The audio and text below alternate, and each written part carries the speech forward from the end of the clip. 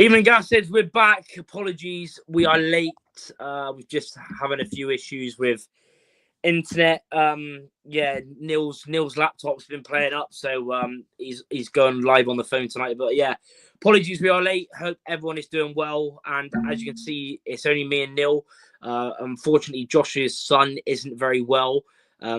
Again, so Josh won't be with us tonight. He should be back with us Sunday. We're looking to go live Sunday for our last live episode of the year, obviously before Christmas. Get in your questions, get in your comments.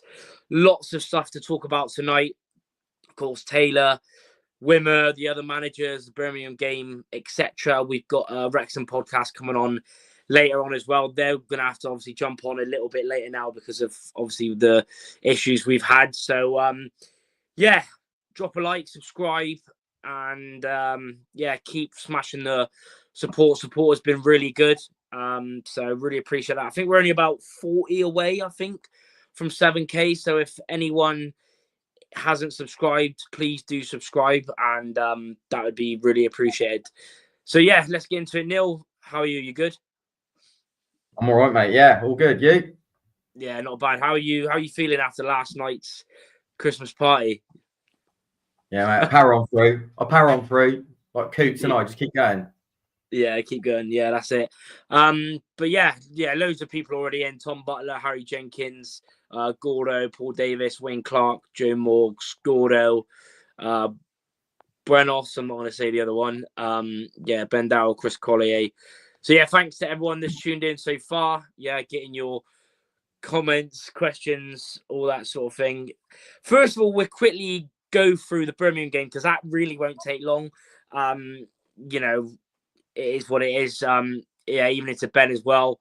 Yeah, we're here. Yeah, apologies for the lateness. Yeah, sometimes internet isn't. It's not even internet. It was just Neil's laptop is usually spot on.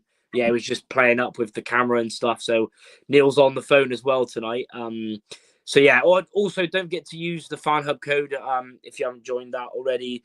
That will be in the description. But Birmingham 2-0 defeat. Obviously, we all went for losses. I think everyone went for a loss. There was only maybe one person in the comments that went for that. Birmingham fans, to be fair, did say it wouldn't be a battering. They never batter anyone. But to be fair, even though it was only 2-0, it felt like a battering. What was your thoughts on the game? Obviously, we actually managed a shot on target, even though it was from 30 yards out from Mola, which was a P roller. But apart from that, we pretty much just got dominated and outclassed, really, wasn't it? Yeah, they toyed with us, didn't they, for 90 minutes? Like, they could have hit us for 4 or 5. They could have done whatever they wanted to us. They just decided to get the game won, and then the last half an hour was just we could have been cones for all they cared. Do you know what I mean? It was a keep ball exercise. So if they really wanted to keep their foot on our throat, they could have done. They just decided to just tick over, and they, like I said, they won it in sort of second gear. They toyed with us, got a job done, and then moved on to next week. Do you know what I mean? It was plain sailing for them. Yeah, that's what it was. It was basically like you said. Well, obviously their squad is crazy anyway. We know that, players that have played in Champions League and players that they got for 15 million. But to be fair, when the first goal went in after 6 minutes, I was like, yeah, here we go. I think we're gonna get your prediction that you actually went for. But yeah, in the end, it was weird. To be fair, they did miss a lot of chances. I think they missed 4 big chances. I think Wilson, I don't know whether it was Wilson or Taylor, cleared it off the line in the second half. Griffiths was there again. I think he made 8 saves. So yeah, it could have well been a battering, but yeah, it's just been really the same, and it just sums up, how we've been. Obviously, we'll get into the Taylor stuff in a minute, but it sums up how we've been under a Taylor a lot. I know, obviously the quality of Birmingham's team is ridiculous. It felt like being at the game. It felt like there was 2 or 3 leagues apart.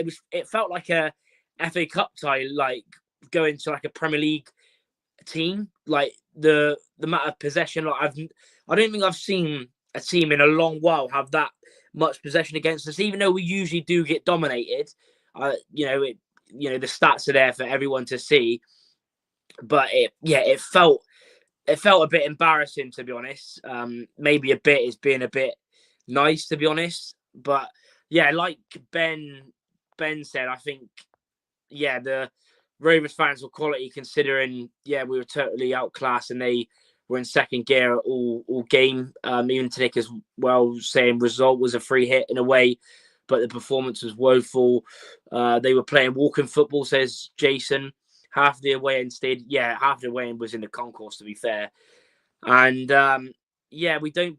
Yeah, John, who is a Birmingham fan, saying we don't batter teams in scoreline, but in terms of football, we tend to go 2-0 up and then pass the side to death. And yeah, that's literally what happened. Ben Rowland, even to you, GoFundMe to get Hayner. And to be fair, since I've changed to do it on my phone, it's actually been good.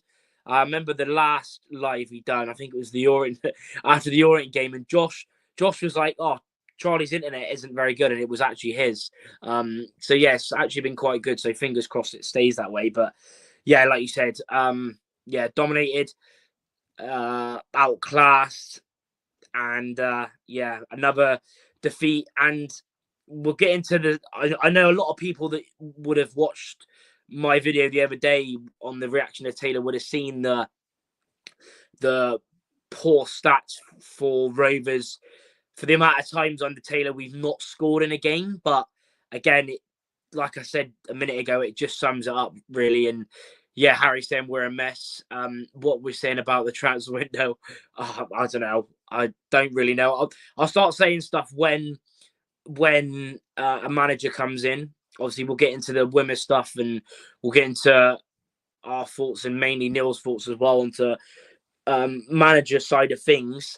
But we will get into the Taylor thing now. Obviously, the other day, well, we knew it's been a long time coming, really. But obviously, we've seen the tweet from Dan Hargreaves on, was it Saturday evening or Sunday evening? I don't even know. It's been that much of a madness this week. I don't know what days, has been posted what. But yeah, announced that he was going to be getting sacked after a year and 15 days in charge. Obviously, I've already mentioned the stats, 21 games without a goal, 21 times in 56 games under Taylor that we've not scored a goal, conceded 92 goals in 56 games, only won 19 of those, lost 29, a goal difference of minus 32, 31 or 33% actually win rate, 54 points out of a possible 141 available in the league. And even on the pitch, I mentioned you, Neil, the other day when obviously Taylor first got announced. You said it straight away. You said it was never going to work, but then some people might have thought, with a new squad, etc., in the summer, it might have worked. Even for me last season, I was very, very close to just saying, what's the point of backing him, especially after. Also don't forget the games where we didn't score a goal. I think Taylor broke the record, 7 games without a goal. It was awful. But then I thought it was going to change in the summer. Pre-season looked good, although even you said, to be fair, you can't really judge pre-season, but he had a style. We were pressing from the front. We were pressing as a team. But then nothing, come to it in the season. And again, it's been poor, 2 points above the relegation zone, 4 wins from the last 15 league games. What's your whole thoughts on the situation, your thoughts on Taylor, and why do you think it was so poor, and why do you think there was just so many? I know obviously that I know your thoughts on the owners, but your general thoughts on Taylor, because it was really, really poor, really, for most of the time that he was here, and it was only a matter of time. Yeah, I just don't think he ever managed to get his arms around this. Like, he never really ever managed to get his arms around it. So yeah, when he came through the door, yeah, I did say at the start, like, you ain't got a prayer with these lads. These lads will not give him an ounce. They just will not have him. And but that was just seeing that season out. That's that. Like, once the summer comes and you clear the decks and Joey's lads have gone, everyone's out of contract, everything gets put in place, you've got a clean slate. You look to see if there's any sort of change. But I think we all need to get away from away from whether it be Taylor or the new man or whoever else comes in the door now under this structure. There's no such thing as there is players, because they're not. They're the club's players. This is like the format is going to be working with director of football, head of recruitment, finding a model of a player. Granted, these managers have to have some form of understanding and not so much sign off on it, but know who's coming through the door. You can't just be lumbered with someone, but the format is never going to be they're his players. You can't sack someone now for they're his players, because they're not. Like, these lot really weren't Taylor's players, they're the football club's players. We got a profile of what we wanted, identified a certain profile of player, and they came through the door on 3 or 4 year deals. So, like, that can never be a stick you can beat a manager with now if we continue down this path, because then no player that comes through the door is a manager's player. They're the football club's players that they've identified to come through in this sort of profile of how they're working. So that one I won't throw at Taylor, to be honest. But yeah, it's just, and I don't know how long it's gone on for, because I give him our time at the start of the way it was going, the way he was operating. But I don't know how long this interference gone on with, and I don't know the level of it. I'm not saying the side got picked for him, but I'll tell you now, from someone who's seen it with my own eyes, if you're on a training pitch and if you're in and around a football club and you can see that your boss is being undermined from left, right, and centre, you'll drop a level, because who are you running for? Who are you chasing for? Who are you grafting for? Because you just think he's a dead man walking. He's a dead man walking. So like, if I'm, or whoever is on a 2, 3, 4 year deal, he's like, I'm going to have a job regardless. Do you know what I mean? I'm sat pretty. Like, this is getting turned over. I'm not. So, like, you've got to be able to have some form of structure to go, do you know what? I've got to do my best for this bloke. I've got to give everything for this bloke. But he got undermined. I don't know at what point. I don't know what point it did, but you're never going to stand a fighting chance as a manager if you're getting undermined in front of your coaching staff, in front of your players, in front of your medical team. Like, they're all going to look at you and go, like, you don't hold no weight, mate. You hold no weight in this. So you're going to get no togetherness. You're going to build nothing. You know what I mean? I don't know how long it's gone on for, but he's just never managed to get his arms around this. And I'm not saying this board or these owners are absolutely dreadful. They're horrible. Like, money's got to stay within the club. It has to. Like, you can't just say sack the board, like, and the club fold. But they've got to understand that they've got to make this operate properly. They've got to stay in their lane.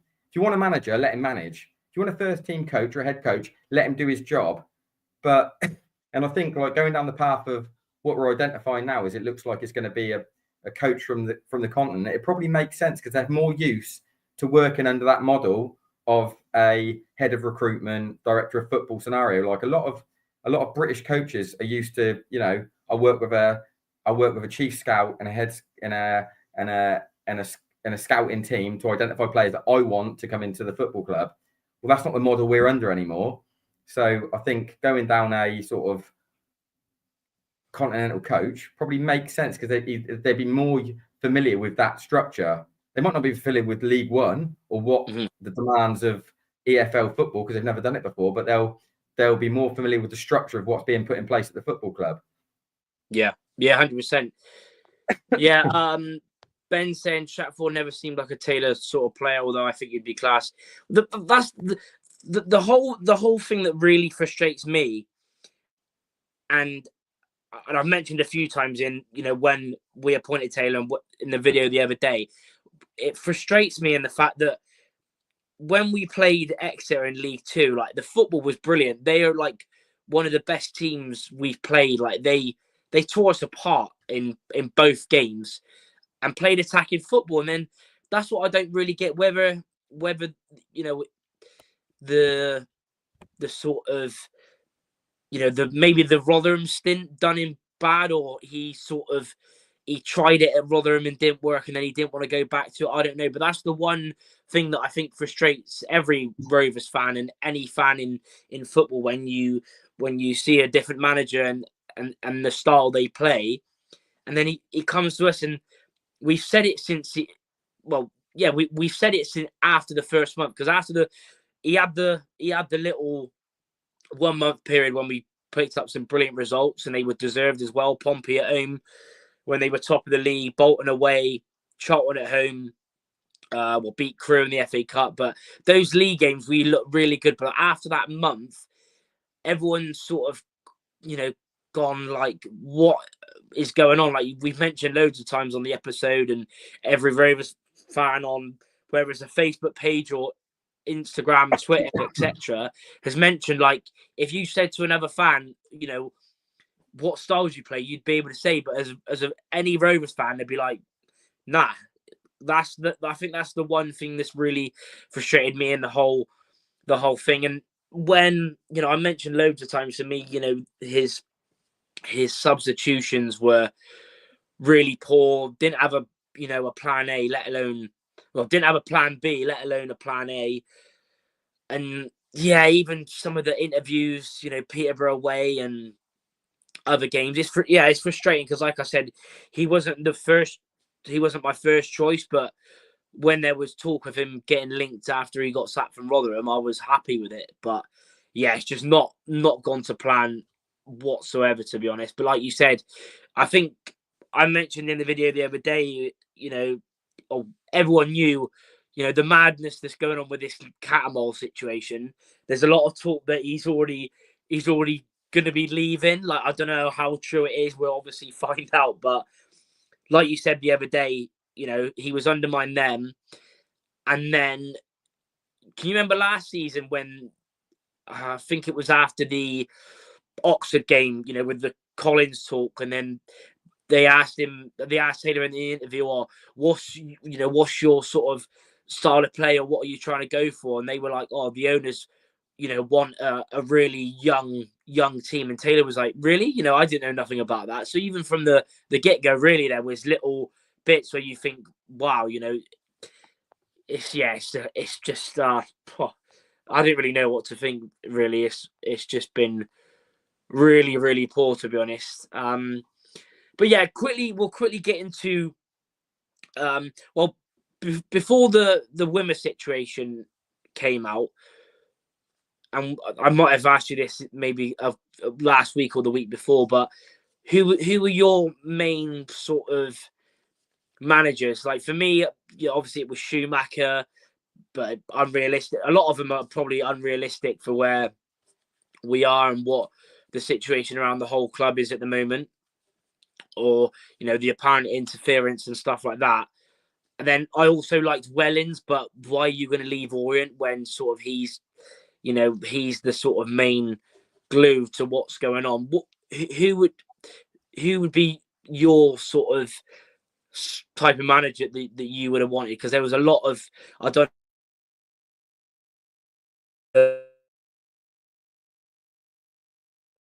Robbins, there Schumacher, there was Ryan Lowe, there was Des Buckingham. You know, who was your main guy that you want? Because obviously the Wimmer thing isn't a done deal, and a few people have said it's not even going to be happening now, but it's still sort of dodgy at the moment because of the work permit, so it could still get done. But also a lot of people have said it's not going to be done. But yeah, who would be your personal favorite that you would like in charge of Rovers? I mean, it's hard to say, because, like I've said before, if these owners are going to continue to operate and act the way they have done, no one stands a fighting chance. No matter who you put in that hot seat. Do you know what I mean? On the proviso, I would have said that the owners keep their nose out of football business and let their head coach or manager do what they want to do. The one that the one that stands out as the outstanding candidate for me, as far as convenience and it being able to be pretty seamless and having a decent CV,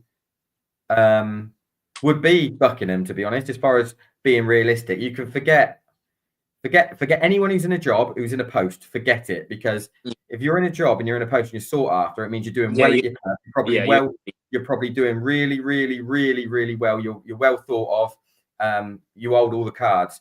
Why, if you're one of those bosses or one of those managers' agents, not to pray or recommending them to go to Bristol Rovers with the club being what they are now, like 100%. The only way anyone really is looking at this Rovers job is, I'll take it because I'm not in a post, and at worst, I get paid up when they push me. So it's like, it's a golden ticket, innit? I'll go there. They'll pay me a salary. If it goes tits up, I'll get paid at the end of it anyway. So I mean, I just think Buckingham he's done the work in overseas thing. He's worked for the City Group. He's worked under a director of football. He knows what it feels like to have those conversations, and that structure of players are coming in. These have been identified, and understanding the process. Location isn't an issue. It's an hour away from where he lives, and he's got a promotion as well. And he understands the league. That's the box ticker for me as far as being the outstanding candidate. Now it's whether Buckingham, whose stock's still high. Stock is still high. Well, look at them Oxford fans. They were fuming. Fuming. Would that fella risk that reputation that he's got at the minute to come to a bomb scare club? And you don't know what you're going to get, because he'd have heard everything. Football's a small, cliquey place. There's only so many clubs, like 72 of us in the EFL. Everyone knows pretty much everything that goes on inside through some form of communication, agents, staff, and all the rest of it. So people have got a gauge of what Rovers is like at the minute in the football world, and I'll be amazed if anyone that is got any real high stock that could be looking at getting tapped up by other clubs will be looking at Bristol Rovers and going, that's an attractive club to go and get myself involved in. Yeah, that's the thing in it, and they'll look on like social media as well. They'll all look on social media as well. They'll see, what's going on and stuff. And do what Jason MH has just said. If you haven't already, there's coming up to 90 people tuning in, so please hit the like button. I know I go on about it a lot, but it helps the channel get out to more people, and more Rovers fans as well. So it'd be appreciated if you could like and share, subscribe, follow the socials as well. Would be appreciated. Thanks to everyone that's currently tuning in on this Friday evening. Everyone getting in their comments in. Ben saying I'd give the January budget up to get Wellens in. Not going to happen though. That's the thing. Like Neil said, it's going to be hard. Who's gonna want to come. Owners need to do a Wrexham and aim at a division higher. It's just all a bit of a madness. Before we get Tim in, because Tim is waiting in the background. What I know you mentioned it a little bit, but your thoughts of getting in this German manager, Michael Wimmer, got a very young manager. I think he's a couple of years older than Taylor. He's only managed 69 career games and he's got a 45% win rate. He's done a lot of work at Nuremberg. He's worked with the under 16s, under 17s. He's basically every sort of role that you would imagine in football at a club, whether it be caretaker, assistant, under 18s coach, etc. He's basically done. So he's got a lot of experience. And I've seen on Twitter some Austria Vienna fan said that their fans were frustrated that he got sacked, but I know they were sort of struggling. He started really well, but in the second season, near the end, he didn't do so well, and the owners pulled the plug. But they were still frustrated that he didn't get the sack. And like I already mentioned, this could be by tomorrow. This could be, over, and we could be looking at someone else because of course, the work permit for those that don't know. But what do you make of that? Again, I know you mentioned it around 10 minutes ago, but your thoughts on them going for someone that's never managed in the EFL before. What do you make of that? I don't hate it, to be honest. I don't hate it due to the fact that he'll understand the process of how the operations of the football club are going to work now, because that's how they operate on the continent. So Yeah. I don't hate it. And plus, he hasn't got a stick to beat him with early doors by a load of fans when you appoint a manager and go, oh, but he was crap at such and such. He did this when he was in League One. He did this when he was in League Two. Because it's a blank canvas for him. He's coming in and everyone's got to give him a fair crack at the whip. So as far as the getting behind him thing, no one can not, because it's not like he's done anything in it's not like he's done anything in the EFL anyway. And like, if you're going to knock him for not doing that, like, everyone's got to start somewhere. Everyone's got to have their first job in the EFL at some point. And by the seam of it, he's done a decent apprenticeship. He's done okay as first team coach in areas. And like, I think we understand that we're not going to get like the most we're not going to get the most sought after bloke in the world. No. I mean, we're not, like I said, we're not a desperately attractive club to come and jump into, to be honest. Like I said, if I'm an agent of any of these managers, I'll be like, just hold fire a little bit. Let's not jump into this. There could be somewhere far more suitable and far more structured and have a little bit more foundation underneath it. It's been run like how it's been run for a little while. Because at the minute, we're brand new and no one really knows what's going on. And there's too much bad press coming out of the football club from upstairs for anyone to go in there and go, do you know what? I want to jump at that. Yeah, 100%.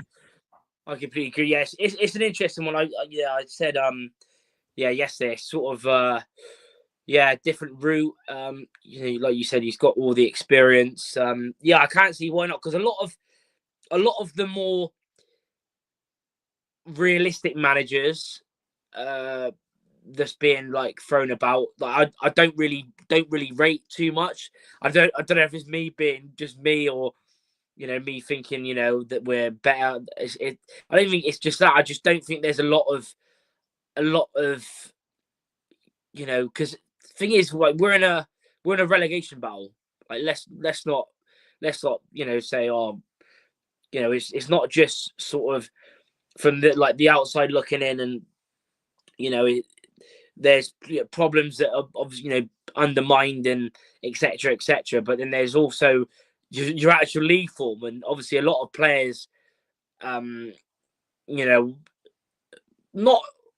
all of them, but there's probably 30% of the players that of course have to take responsibility as well, because some of them it's not worked out or it's been poor at the moment. But we just need something, to be fair. And like Ben said, any decent manager is basically in a job. But to be fair, Des Buckingham, is another one. If this Wimmer thing doesn't, if this work permit fails, then we'll have to see. A lot of people have mentioned Nolan's. I don't know. Nolan is a bit of a.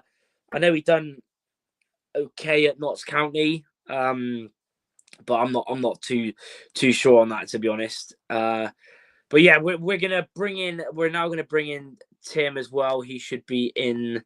Yeah, he is there, but been patiently waiting. So we'll bring him in now. Evening, Tim. How are you? I'm all right. How are you doing? You okay? Yeah, all good, thanks. Yeah, appreciate you coming on. Obviously, you've seen Neil the other day. Obviously, Neil was on their podcast. Make sure you go and check them out. They're on the road to 4,000 subscribers on YouTube. They're all on all the podcast platforms, and they're also on the road to 29,000 followers on X as well, or Twitter, as we all know it. So go and give them a follow as well. But I mean, you must be looking forward to playing Rovers. Although saying that, I'll say that as a fan. Although I did watch the episode you did the other day, and talking about records as well. Obviously, I think that the one good thing for this game that we can take really is our record against you is pretty good.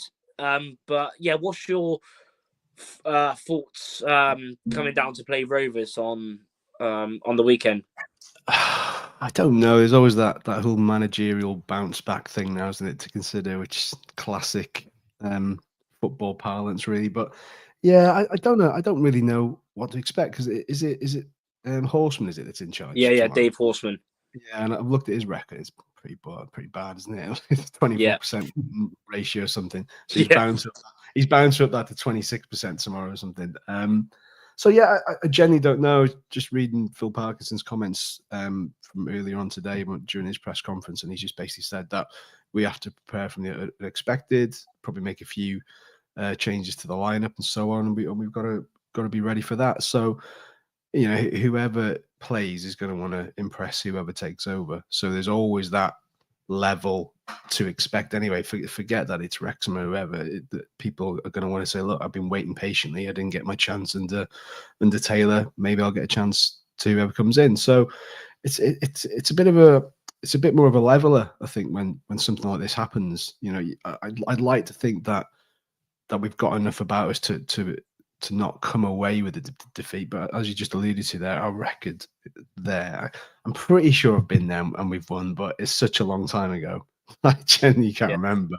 It's just been forever and a day since we've won there. So I don't know. And yeah, I just don't want it to ruin me Christmas, to be honest. We just go down there until it all goes wrong. So who knows? Yeah, it's pretty interesting as well, because I can't remember what the referee's name is, but I remember him. I think he sent one of your players off the last. And it was back in the conference season. Swarby or something like that. Yeah, that's the one. Yeah, Neil Swarby. So he was the referee in that game, and apparently he's the ref tomorrow as well, which is an interesting one. Like you said, though, it's been 10 years since we played you, which is to be fair, it feels long, but it also feels not that long ago in a weird way. And I think it was 1-0. It's completely different how obviously times have changed. Wrexham are on the up. You're looking to get your third promotion in a row as well. So yeah, you're just a club on the up. I mean, tell us, what it's been. It must be brilliant to be a Wrexham fan at the moment. Obviously doing brilliantly in the league. The squad is brilliant. Third in the league, 3 points off top. Conceded the least. You've only conceded 13 goals, which is ridiculous. Yeah. Only lost 3, and 3 points off Birmingham. You must be pretty happy with the feel around Wrexham at the moment. We would have still been happy in League 2 this season, honestly. Most people would have taken it after 15 years of non-league purgatory. You can't afford to be too greedy, but try telling the owners that, there's always, as I remember when you were in the conference, I remember you had a rubbish start. I'm sure you lost like 6, and then you won promotion, and then you won promotion again. Yeah, I was like, that can be done. I was like, if we just manage to get out of this division, we can kick on. I think there's probably only, I don't remember how many teams have done it, but it's proven that it can be done. And maybe League 2 is not as potentially strong as many people would think, but I think it's testament to National League in previous years how strong that's been in terms of the teams that have dropped down. So to be where we are at this stage of the season it's mad, but it's ramped up the expectation levels as you can imagine. And nobody really thought we'd be in and amongst it. And I said to the lads the other day on the pod, if we were 15th, the owners would probably throw some money at it to give everybody a bit of a boost, because you're going to get those ones that are only used to seeing us win fall away and go, oh, I can't be asked with this. How dare we lose 2 games in a row?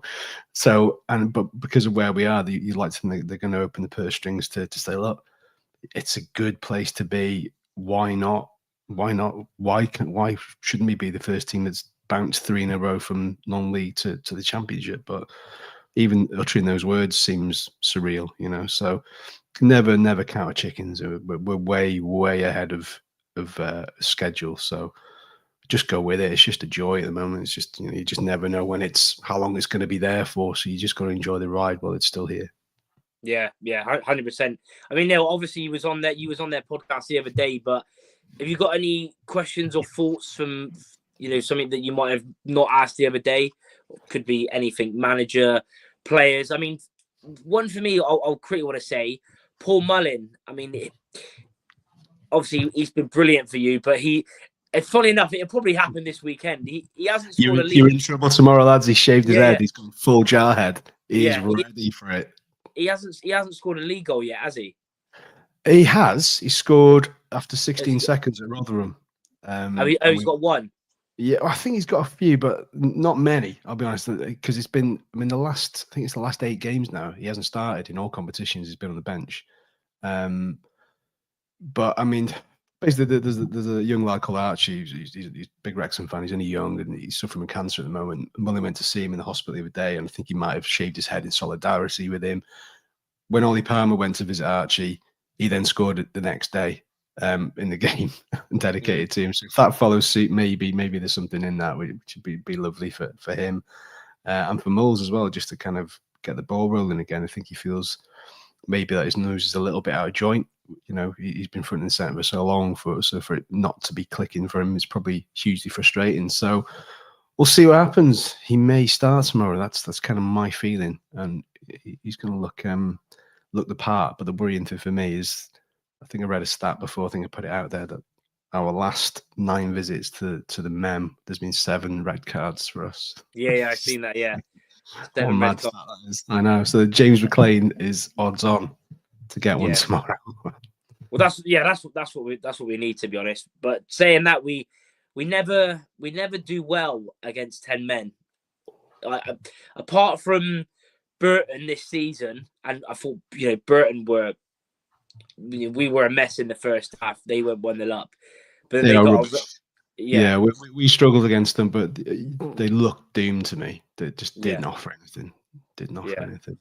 Yeah, they look in trouble, to be honest. But I think everyone said it, when you make that many, I think, what was it, 25, 26 signings, something like that in the summer. I mean, we made a lot, but they've got like 10 more than us, so it's pretty insane, to be honest. But I think they eclipsed Nottingham Forest. Remember when Forest did it that season when they went up and they just signed players and it just didn't work. You're just not getting that cohesiveness. You got to foster something. You've got to foster something in the dressing room to really get them singing, getting to sing the right tune for you. So yeah, Burton were doing that high risk maneuver there, getting all those players in. But it's been a well run club for a long time. I'm sure if they do go down, they'll have a good stab at getting back, probably.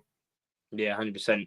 But yeah, if anyone else as well has any questions for Tim, then do leave them in the comments. But yeah, Neil, any thoughts, questions for Tim that you might not have said the other day? Yeah, Tim, you touched on there about Mullin, etc., and then other centre forwards nicking goals, etc. Do you think, like, Mullin's obviously scored the majority of his goals when he was in National League and League Two, playing up alongside Ollie? The change now of obviously being in League One, and you've got Elliot Lee playing off of a sole centre forward, which looks like it's been like Fletch for a little while now. You've had Marriott drafted in as well. Do you think that Parkinson's just changed his thought process of how he is going to play that pattern in the final third in League One, why packing out that midfield a little bit deeper and playing Elliot Lee in the whole off of one centre forward, which traditionally you'd want to be a back to goal centre forward, wouldn't you? Which Mullin, he's not awful at it, but it's not his prime skill set like it would be for sort of Ollie Palmer or Fletch, like who've done it all their career. Yeah, I think it's a weird thing, because I think the more somebody says to you, do you think this is Mullin's ceiling, the more it doesn't plant much doubt in my mind, because anybody scores over 100 goals for us inside 3 years is a ridiculously good striker at any level, really. And it sounds a bit ridiculous, but they're natural born goal scorers that are hard to come by. It's as simple as that. So I don't think he's washed at this level. I think he's being managed conservatively, probably more conservatively than he would like, if I'm honest, because he's just, it's like any player. He wants to play football. He wants to prove a point. He probably wants to prove to the other people that this isn't his ceiling, that he can cut it here.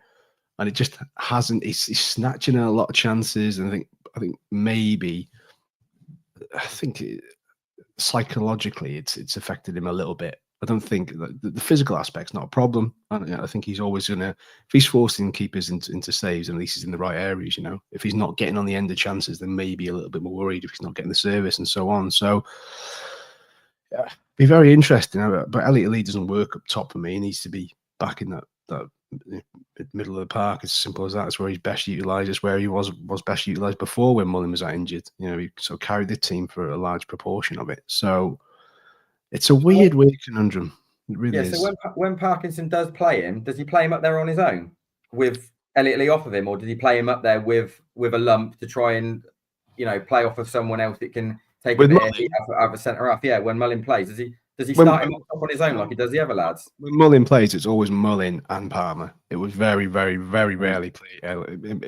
It's a weird thing because Mullin and Lee kind of got a little bit of a tandem going on that they can figure each other out. They know each other's games. That's what's worked so well over the last few years. So it's always Parky's always gone for a big man, Palmer, focal point, and somebody to run off and do the dirty, which is what Mullin does.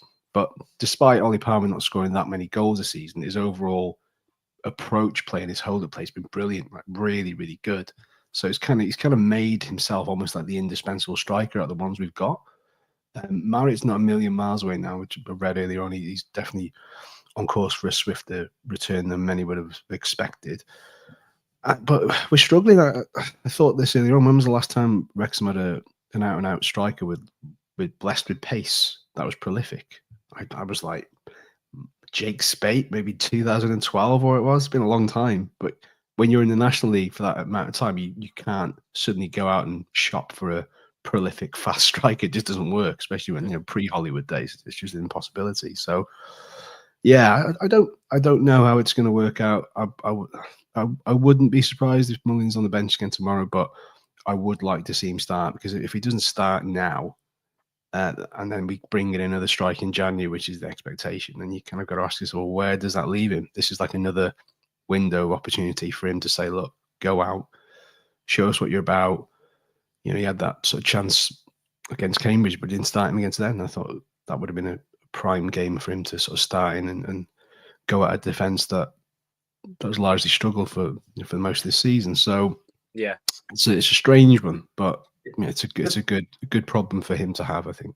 The fast, like the rapid off the shoulder centre forward though, like everyone, you look to it as a centre when you think of all the good centre forwards and what they can do as far as running away and getting one-on-ones. That doesn't really fit Parky's sort of profile, though, does it? Because you're very robust, aggressive, good at set pieces. The ball comes in the box more often than not, doesn't it, for Wrexham? So maybe it just doesn't fit the profile. Like, everyone would love to have one, but it's not like a necessity or from the outside looking in for Wrexham to have that, because of the way you create your chances, which is normally either dead balls or round the outside, balls flashing across the box or coming in deep.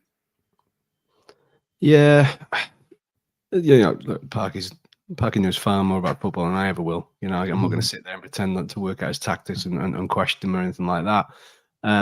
We've got, Ryan Barnett, the winger, I think he's got as many assists. He's got the most assists in all the top 7 assists. Yeah. Yeah, I think there's definitely. I think there's only Salah and one more in the Premier League that have bettered that. I think. Really he's good. on fire, isn't he? Yeah, really good. It takes a couple of men to double up on it to kind of nullify that threat. But at some point, these lack of goals or the lack of sharpness that we've got up top is going to come and bite us on the backside. So if we can get through to January and do the business early and get somebody in early, then.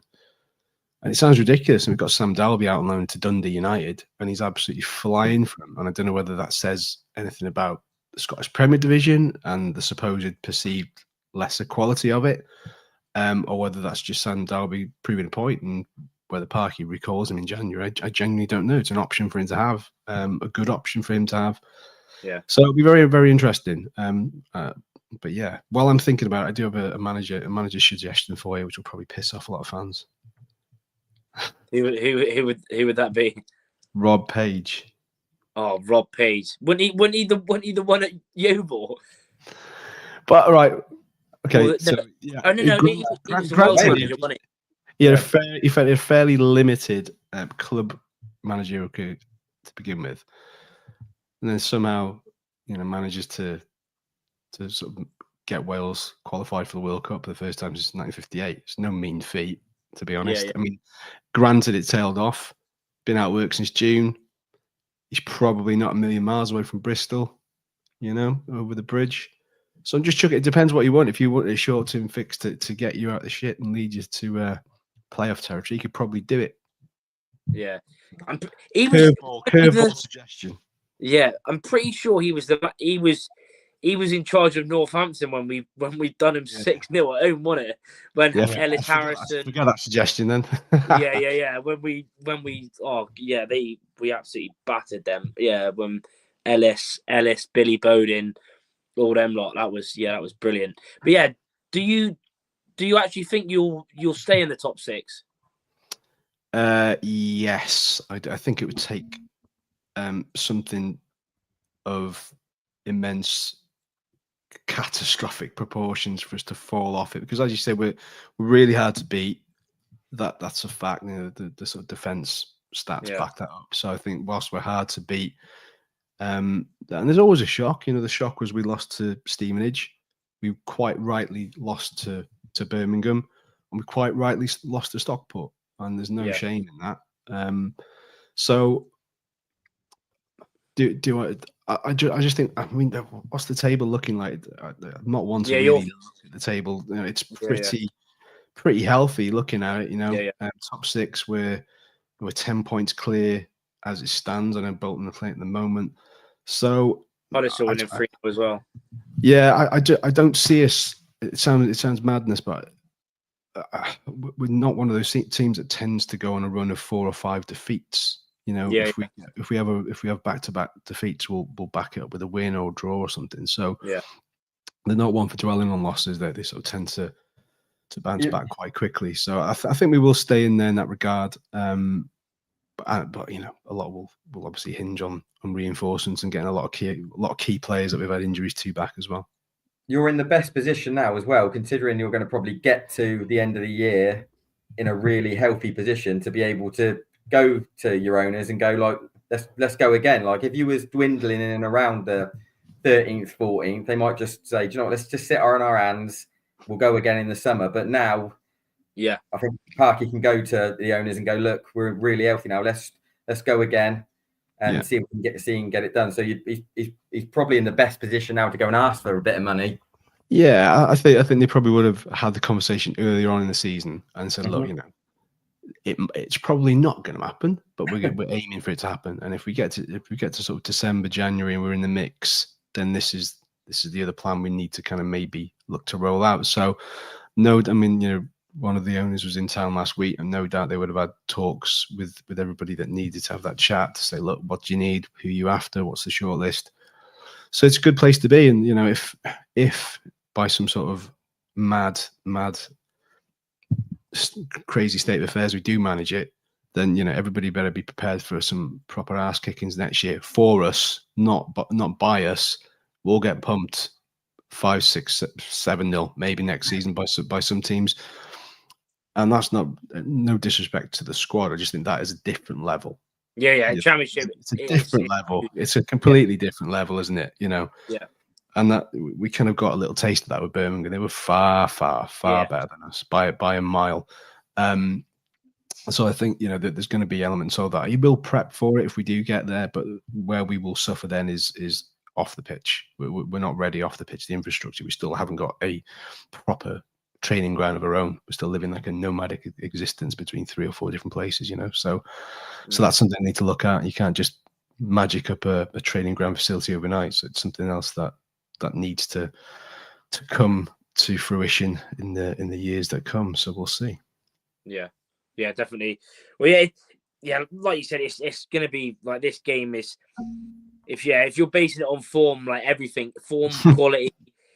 Like even you're looking at your last 5, you drew with Cambridge, but to be fair, they have been on a little bit of a revival. I say a little bit. They've had a lot of good. Because when we played them, when did we play them? End of August. I thought they were horrific. Like we weren't even that good, and we still beat them 2-0 quite comfortably. But then you look before that, 4 clean sheets in a row, 3 1-0 wins over Burton away, Barnsley at home, Lincoln at home, and then you also beat Exeter 3-0. So you're looking very, very good. What would be? I mean, we'll get into lineups now. We always do this as well, even when we get an opposition fan. What would be your Wrexham starting 11 for tomorrow? Oh God! Now you're asking. I mean, I don't see there being a massive amount of changes. I mean, we're kind of stuck at the moment with a very mature, he said old, but a very mature goalkeeper with Mark Howard, because obviously our main man is out injured and our number 2 is out injured and our other goalkeeper went out on loan is injured. so we're having a nightmare on the goalkeeper in front. So that's one good bit of news then. Honestly, it's not in goal. Yeah, well, yeah. When we beat, who did we beat? I can't remember now. Oh, when we beat Barnsley, Clark, the manager there, is one of your old boys. Darryl Clark, yeah. When he saw Mark Howard coming on goal, he basically told his players pepper their goal with shots, and he didn't have a save to make, didn't have anything to do, which is testament to our goalkeeper, our defense again. So Howard in goal almost certainly, and then. I mean, how much did he change? I'm just looking at. It's been a busy week, Christmas and all that. So I think back three will be the same as usual. So Owen O'Connell, Max Cluworth, Lewis Brunt will be back in there. He'll want to make amends because he gave the late penalty against Cambridge. He hasn't put a foot wrong with him that time. Really good. Barnett expect to start. Obviously, no doubt, main danger man for us. I don't think there's going to be many changes at all. Dobson would probably retain his place. Matty James, he's just signed an extended deal, so I imagine he would stay in there as well. Ollie Rathbone would stay in there. James McLean. It's a weird one, James McLean. He's captain, and he's almost makes him undroppable. But I wouldn't say his performance level hasn't dropped, but I don't know. I think sometimes you got to look after the older players, So he's getting on. He's been around for ages. And look, he's the player that absolutely every opposition fan wants to kill. And with that being so close to the ground, he's going to have a field day if that's the case. That'll be very, very interesting time with him. I used to hate him before he played for us, and now I love him. So it's amazing how things can change. Yeah. Elliot Lee. I think he's gone off the boil, I wouldn't be surprised to see Andy Cannon come in from Elliot Lee. I just think he's a bit more dynamic. I think Lee's kind of just drifting in and out of games recently. Not quite doing it for me, if I'm honest. I don't know. No, I'm gonna. Lee's gonna move out. Mullin's gonna come back in with Palmer. I just think Mullin and Palmer come back in. Lee will be dropped, and I think, I think the midfield will probably pick itself. I just said, it'd be good to see Mullin back in, but Parky's quite stubborn. But then he will have learned a lot from that draw against Cambridge. We didn't really see the game out in the way we should have done, and there were certain elements of game management which could have been a lot better. So, he'll have done his homework. He's pretty good like that. But I don't. Whatever team he chooses to pick, I'm still not that confident. So we'll see. Yeah, interesting. Yeah, that's another good thing. Jack Marriott, I can remember he scored quite a few against us in the past. I remember one game, I think it was opening day or maybe our first home game, when he was at Peterborough, and he absolutely, I think he scored a hat-trick. I think we can't remember what the score was, but he's always given me nightmares, so I'm glad he's not available as well. So maybe we might have a small bit of and our recent history against you. I think Ben Darrell put it in earlier. I think your last win at the Mem was 17 years ago. Although it was a while. Obviously, we haven't played you in 10 years, but still, there's a long time away. And Conquo, is injured. If my battery dies, I'll come back on my phone. It's just my laptop is suddenly playing up and it is plugged in. So I'm not sure what's going on. So I'll jump back up on my phone and try and make it as seamless as possible. Okay. That's all right. Yeah. No worries. So bear with, and I'll be back. I'll be second. All right, 2 seconds. Yeah. To be fair, my phone is nearly dead as well. To be fair, so we'll probably get wrapped up. I'll quickly go with Josh's lineup.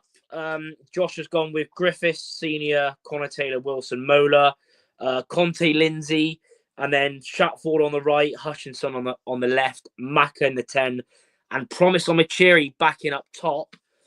Neil, what would be your starting 11? If I'm horseman this week, I'm just trying to make this week is fun and enjoyable as possible, because he's not going to get the gig. The lads need to get picked up and try and get some form of enthusiasm back into him. And I just say, just go out there and roll the dice. To be honest, I go Griffiths in goal. I play a back three of Connor Taylor with Wilson and Mola either side of them. I play Conte and Lindsay in the middle, Belongo and Senior either side of them, and then play a Doncor and Ford wide of Chris Martin, and just say, just go and have a go at him. If you get beat, you get beat, but just go out there and enjoy yourself. Yeah, that's a shout. To be fair, that's a shout. Yeah, I would also agree with the wing backs, the two centre midfielders, the three centre backs, and of course Griffiths. Then I would probably say, do you know what? I'd actually agree with you. I'd actually agree with you. I'll go for the same team. Actually, I'll also go with the same starting 11. I don't know if Tim's there yet or not. Should just quickly add him back. Yeah, he'll be back in a sec. But yeah, we'll get on to Tom Butler's also gone with his team as well. Griff Senior, Taylor Wilson, Molo Conte, Garrett, Sinks, Hutch, LTO, Donker. Oh, there he is. He's back now. There we go. Sorry about that. So yeah, we've got two Tims, but yeah, that doesn't matter. Two Tims, but one is enough.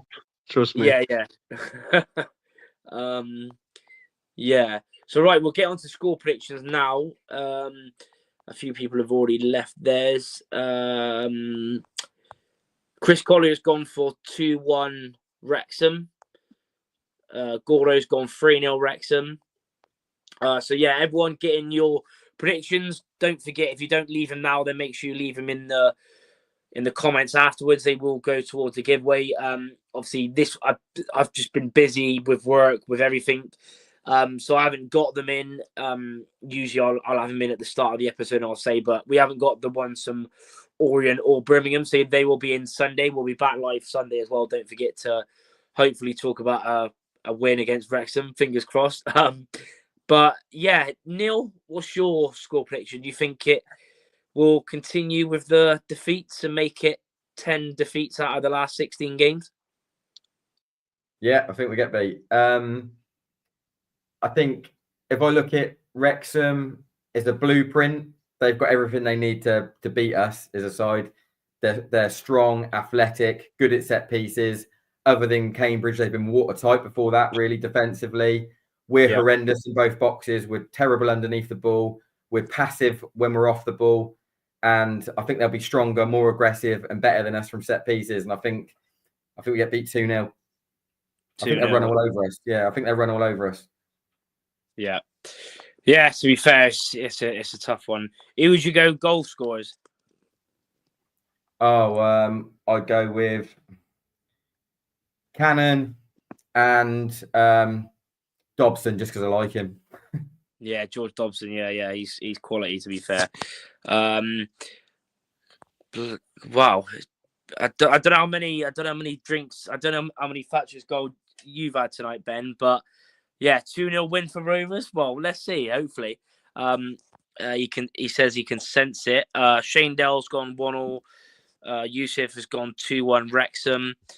Simon Bracey 2-1 Rovers. Matt Bray 4-1 Wrexham. Tom Butler 1-1 and a better performance. Wayne Clark 3-0 Wrexham. Josh has gone with a 2-1 Wrexham. So he's also gone for a defeat, but he thinks we'll score. Tim, you said you weren't confident, but do you think you're good enough to get a win? I'm not as confident as that 4-1 prediction. That's just wild. That's mad. There's still this weird kind of like thing that we're not that great on the road, and we're still not that great on the road. I still think I just don't see us winning there. I don't know what it is. I just think it's going to be tough. I think people will raise their game just to try and impress whichever incoming boss it'll be. You said you're passive off the ball. Yeah, we're awful. Really? We're awful in every way. What's the pitch like? Sounds like a daft question, but pitch is pretty good. I think. Well, we didn't play against. But we haven't played there. When was the last time? The last game we played was Blackpool about 3 weeks ago, and yeah, pitch was good, but we were awful, of course. Obviously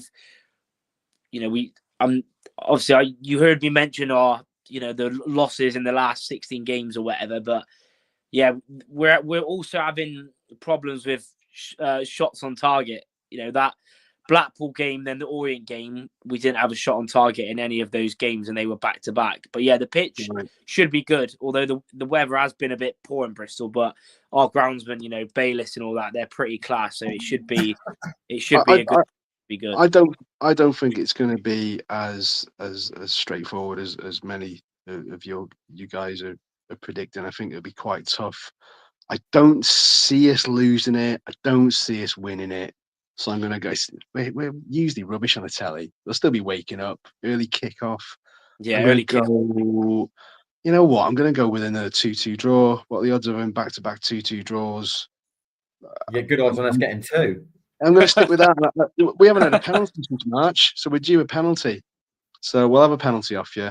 And yeah, I don't know. It's just, look, you know as well as I do that when you've been, even if you bookend the last 3 years for us, when you've been down in the doldrums in that shit league for so long, it's just ingrained in you to be a little bit negative about your team. It doesn't matter how Hollywood Stardust, all this jazz.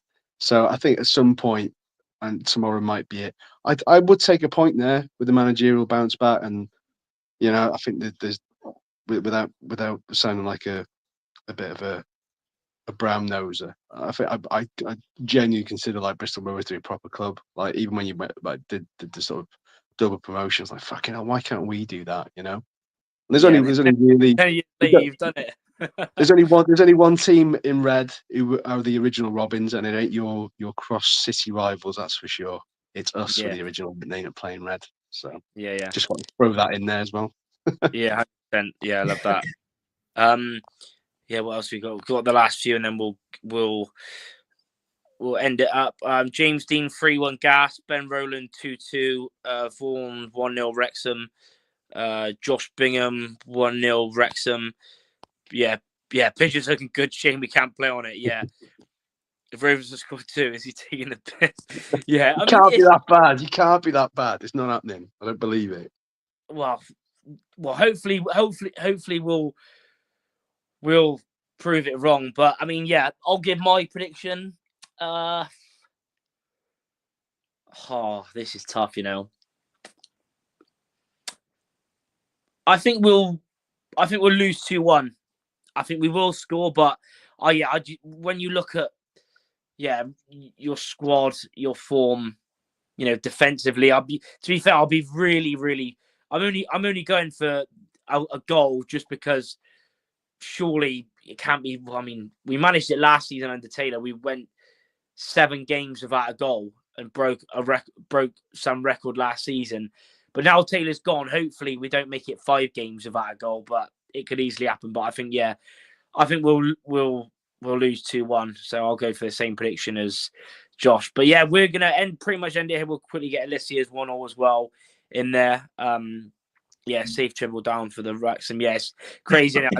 There's already quite a few of the Wrexham fans I've seen on Twitter. I think are already in Bristol staying the weekend because obviously it is an absolute trek on especially early kickoff. But yeah, again, go and plug your podcast again. Obviously, I've done it at the start, but where can everyone find you?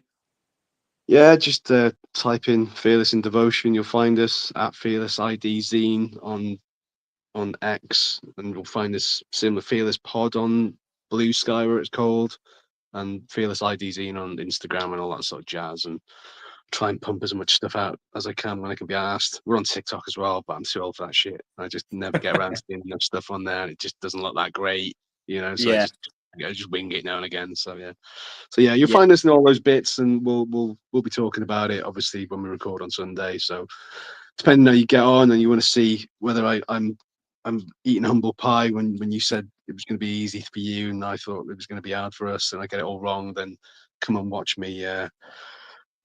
Eat humble pie, and I'll probably do some sort of other weird stuff that we do on our pod, and do some sort of Christmas song this week. I don't know. It's all a bit wacky. What wins you awards, apparently. We've done it once, we'll never win it ever again. So there we are. 100%. Yeah, that's class. Yeah. Go and check them out, guys. Subscribe, follow them on all the podcast platforms. Obviously, appreciate you for coming on. Really appreciate it. It's been getting some good knowledge. Obviously getting to know. Obviously, that's why we do this every Thursday. A fan on every week from podcast channels or whatever. So yeah, appreciate that. Obviously, Neil, thanks again. Thanks to everyone that's tuned in. Yeah, apologies that obviously at the start we were about 15 minutes late, but yeah, hopefully you've enjoyed it. Subscribe if you haven't on the road. We're about 40-50 away from 7,000 subs. So if you can subscribe and get us there by the new year, if we can go in 2025 with 7K, that would be class. But I'll be back with a reaction on Saturday. Hopefully I'll be talking about something positive. Fingers crossed. And we should be back live for our last live episode of the podcast on Sunday as well. So be there. Enjoy the rest of your Friday. And yeah, we'll see you in the next one. Up the gas. Cheers, lads. Cheers.